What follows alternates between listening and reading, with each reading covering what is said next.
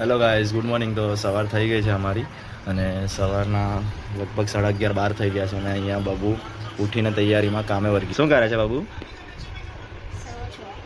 સુવે છે? સુતા સુતા મહેંદી કરે છે. વાહ, ઉઠી ગઈ. ભૂખી લાગી છે? કેટલા વાગ્યાની ઉઠી છે તું? 8:30 વાગ્યાની. અને હું 11 વાગે.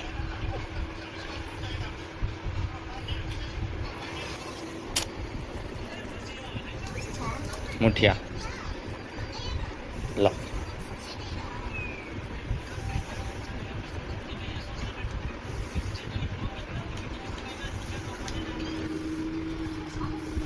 સવારની જગ્યાએ ડાયરેક્ટ બપોરની ચા થઈ ગઈ આજે તો.